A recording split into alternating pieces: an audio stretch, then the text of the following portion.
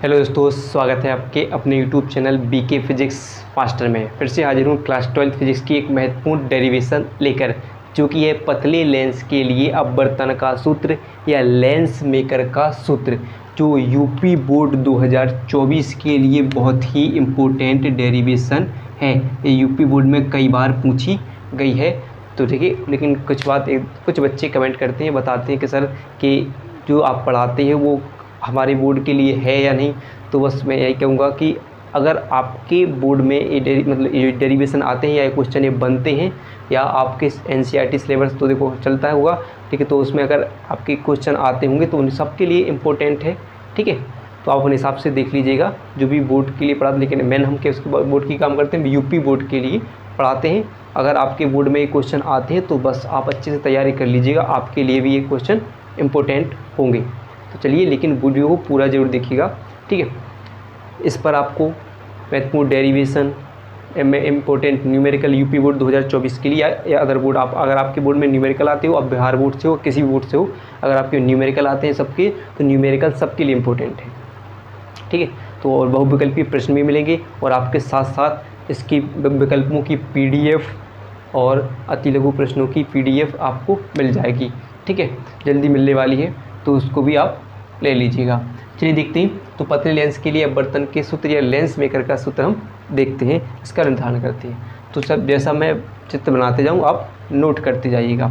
तो देखिए, मानते हैं कोई लेंस है, कौन सा लेंस है? उत्तल लेंस है।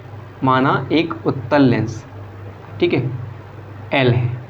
माना एक पतला उत्तल लेंस L जो वायु में स्थित है। किस में रखा हुआ है? वायु में रखा हुआ है, जिसका वायु के सापेक्ष अपवर्तनांक n2 है। तो वायु का अपवर्तनांक क्या होगा? n1 होगा। लेंस के कितने पृष्ठ होते हैं? 2 पृष्ठ होते हैं। तो लेंस के पृष्ठ P1 व P2, यानी पहले पृष्ठ और दूसरे पृष्ठ के दोनों ओर क्या है? माध्यम का यानी वायु है, तो उनका अपवर्तनांक क्या है? n1 है, ठीक है। तथा इसका प्रकाश से केंद्र क्या है? C है। तथा लेंस की मोटाई क्या है? T है। लेंस कितना मोटा है? T मोटा है, ठीक है। लेंस कितना मोटा है? T मोटा है। तो इनकी वक्रता त्रिज्याएं R1 व R2 है। लेंस की वक्रता त्रिज्याएं R1 व R2 है। इतना आपको बस लिखना है। तो क्या लिखोगे? माना एक पतला उत्तल लेंस L जो वायु में स्थित है, जिसका वायु के सापेक्ष अपवर्तनांक n2 तथा दोनों पृष्ठ यानी पृष्ठों के P1 व P2 दोनों पृष्ठों के अपवर्तनांक n1 होगा। जिस इनकी वक्रता त्रिज्याएं R1 व R2 है तथा लेंस T मोटा है, ठीक है। और लेंस की मोटाई कितनी है? T है। तथा इसका प्रकाश से केंद्र क्या है? C है। फिर क्या लिखेंगे कि लेंस की क्या होती है? ये मुकअक्ष होती है, ठीक है। जो वक्रता केंद्र और फोकस को मिलाने वाली एक सीधी रेखा क्या कहलाती है? मुकअक्ष कहलाती है। और लेंस की कितनी फोकस दूरियां होती हैं? 2 फोकस दूरियां होती हैं, 2 वक्रता केंद्र होती हैं। तो अब देखोगे कि लेंस जो पृष्ठ कितने हैं? P1 व P2 2 पृष्ठ हैं। तो पृष्ठ P1 से U दूरी पर एक बिंदु वस्तु O रखिए। क्या रखिए? एक बिंदु वस्तु O स्थित है, जिससे निकलने वाली प्रकाश किरण क्या निकलेगी? कि वस्तु से चलने वाली प्रकाश किरण लेंस से अपवर्तन के पश्चात I1 पर बिंदु वस्तु O का प्रतिबिंब बनाती है। क्या बनती है? बिंदु वस्तु O का प्रतिबिंब बनाती है, जिसकी लेंस यानी पृष्ठ P2 से दूरी मान लेते हैं कितनी? V1 है। कितनी दूरी पर रखा हुआ है? V1 है। किससे? पृष्ठ P1 से। पहले पृष्ठ की बात कर रहे हैं, अभी दूसरी पृष्ठ की बात नहीं कर रहे हैं, ठीक है। तो क्या लिख लेंगे कि माना एक पतला उत्तल लेंस L वायु में स्थित है, जिसका वायु के सापेक्ष अपवर्तनांक n2 तथा दोनों पृष्ठों का अपवर्तनांक यानी वायु का अपवर्तनांक n1 है। तथा इनके 2 पृष्ठ P1 व P2 है तथा T मोटाई का लेंस है। तथा इसका प्रकाश से केंद्र C है तथा इनकी वक्रता त्रिज्याएं R1 व R2 हैं। फिर पृष्ठ P1 से U दूरी पर एक बिंदु वस्तु O रखिए, जिससे चलने वाली प्रकाश किरण लेंस से अपवर्तन के पश्चात I' पर उस वस्तु का प्रतिबिंब बनाती है, जिसकी पृष्ठ P1 से दूरी क्या है? V1 है, ठीक है। इतना हो जाएगा। अतः अब लिखोगे अपवर्तन के सूत्र, गोलीय पृष्ठों के अपवर्तन के सूत्र से। तो आप क्या लिखोगे यहाँ पर?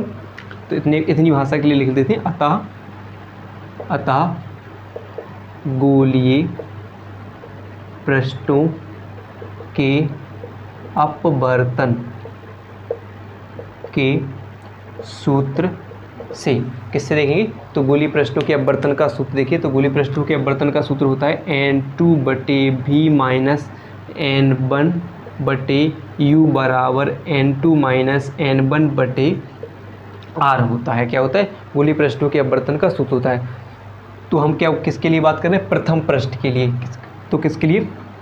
प्रथम पृष्ठ के लिए। तो प्रथम पृष्ठ के लिए क्या होगा? तो हमने लिख लिया कि प्रथम पृष्ठ के लिए क्या पढ़ा कि यहाँ पर जो u भी होता है, प्रतिबिंब की दूरी होती है u, वस्तु की दूरी होती है r, क्या होगी? वक्रता त्रिज्या हो जाएगी। तो यहाँ पर देखते हैं कि N2/V, v कितना है यानी प्रतिबिंब की दूरी कितनी है पहले पृष्ठ के लिए? तो V1 है। तो हम क्या लिख देंगे? V1 माइनस N1/U, वस्तु की दूरी क्या है? u, तो यहाँ पर u है तो u लिख देंगे, बराबर N2 माइनस N1/R, यानी पहले पृष्ठ की वक्रता त्रिज्या क्या है? R1, तो क्या लिख देंगे? R1, और इसे मान लेंगे समीकरण 1 मान लेंगे। ठीक है, इतनी बात क्लियर है। अब देखते हैं पृष्ठ 2 के लिए, यानी द्वितीय पृष्ठ के लिए। द्वितीय पृष्ठ के लिए, द्वितीय पृष्ठ के लिए बात करते हैं। तो यहाँ पर देखोगे द्वितीय पृष्ठ हो गया P2, तो यहाँ पर क्या होगा कि जो I डैश है, ठीक है, प्रतिबिंब क्या है? I डैश है। तो जो पृष्ठ P2 के लिए एक आभासी वस्तु का कार्य करता है। क्या लिखोगे अब कि लिखोगे कि I2 जो है I1 पृष्ठ P2 के लिए आभासी वस्तु का कार्य करता है, जिसका प्रतिबिंब लेंस से अपवर्तन के पश्चात किस पर? उसी पर, यानी कहाँ पर बनता है? I पर बनता है। किस पर बनता है? I पर बनता है, जिसकी पृष्ठ P यानी पृष्ठ P2 से दूरी, यानी प्रतिबिंब की दूरी क्या होगी? यहाँ पर प्रतिबिंब की दूरी मान लेते V हो जाएगी। क्या हो जाएगी? V है। प्रतिबिंब की दूरी क्या हो जाएगी? V हो जाएगी। तो और जो कि वस्तु की दूरी क्या होगी पृष्ठ 2 के लिए?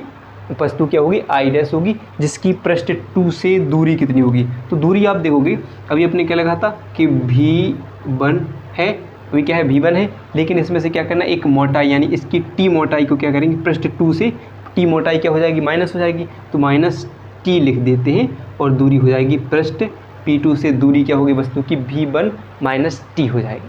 ठीक है, इतना लिख दोगे। तो क्या लिखोगे कि पृष्ठ P2 के लिए I डैश I1 क्या करते हैं? आभासी वस्तु का कार्य करता है, जिसका प्रतिबिंब उसी के सामने I पर बनता है, जिसके प्रतिबिंब की दूरी V तथा वस्तु की दूरी V1 माइनस T है। तो पृष्ठ 2 के लिए हम लिखते हैं। तो क्योंकि अब देखिए एक बात और ध्यान रखना कि अभी हम क्या कर रहे थे कि जो प्रकाश से किरण कहाँ से आ रही थी? जो यानी N2 से कहाँ पर जा रही थी? N1 की ओर जा रही थी, सॉरी N1 से कहाँ पर? N1 से किसकी ओर आई थी? N2 के लिए आई थी। लेकिन अब यहाँ पर क्या होगा? उल्टा हो जाएगा कि N2 से N1 की ओर जाएगी। अभी कैसी आ रही थी प्रकाश कर? देखिए ये N1 से आ रही थी और कहाँ पर गई थी? N2 पर गई थी। ठीक है, लेकिन अब क्या होगा? आभासी वस्तु का कार्य कर रही थी, तो N2 से कहाँ पर गई? N1 के लिए, यानी N2 से N1 के लिए। तो अब क्या करोगे कि जहाँ पर भी आपको N2 लिखा दिखे वहाँ पर N1, और जहाँ पर N1 लिखा दिखे वहाँ पर N2 लिखना है। चलिए देखते हैं कैसे। तो यहाँ पर देखो वही देखते हैं। तो दूसरे N2 के लिए, तो N2 की जगह क्या लिखना है? क्या बताया? N1 लिखना है। तो N1 बटे जो प्रतिबिंब की दूरी क्या होगी? प्रतिबिंब की दूरी क्या थी यहाँ पर? V, तो क्या लिखोगे? V लिखोगे। ठीक है, ठीक है, V लिखोगे माइनस, अब क्या लिखोगे? N1 की जगह क्या लिखना है? N2 लिखना है, उसी पृष्ठ पर लिखना है N2, और वस्तु की दूरी क्या है यहाँ पर? V1 minus T, V1 minus T है। ठीक है, V1 माइनस T है, बराबर N2 की जगह क्या लिखना है? हमने क्या बताया? N1 माइनस, और N1 की जगह N2 लिखना है, बटे वक्रता त्रिज्या क्या होगी दूसरे पृष्ठ के लिए? R2 हो जाएगी, तो लिखेंगे R2 लिखेंगे। ठीक है, चूँकि लेंस की बात कर रहे हैं कि लेंस बहुत पतला है, लेंस कैसा है? बहुत पतला है, तो इस T का मान क्या हो जाएगा? नगण्य मान लेंगे, यानी T के मान को हम छोड़ देंगे। तो चूँकि क्या लिखिए? अतः चूँकि ऐसे लिखिए, चूँकि लेंस बहुत पतला है, तब T का मान नगण्य मानने पर, ठीक है, T को नगण्य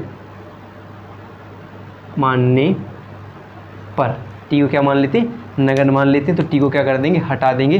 तब क्या होगा तब हो जाएगा, तब क्या हो जाएगा, n1 भी माइनस n2 बटे v1 माइनस, अब क्या कर देंगे, t को क्या कर देंगे हम छोड़ देंगे, हटा देंगे, तो क्या बचेगा v1 बराबर क्या हो जाएगा n1 minus n2, n1 minus n2 बटे r2 हो जाएगा। और इसे मान लेंगे समीकरण 2 मान लेंगे, ठीक है, समीकरण 2 मान लेंगे। बस क्लियर हो गया, इस कंप्लीट हो गया चित्र का मान। अब देखेंगे कि समीकरण 1 व समीकरण 2 को जोड़ने पर यानी कुल योग करने पर, तो लेंगे समीकरण 1 व 2 को जोड़ने पर, तो जोड़ने पर क्या होता है कि दोनों साइड देखो, दो पक्ष हैं तो सेम, एक एक साइड वाले सेम पक्ष से जुड़ जाते हैं, समान पक्ष, ठीक है, समान पक्ष से जुड़ जाते हैं। तो यहाँ पर देखेंगे कि पहले हम लिख दें कि n2 बटे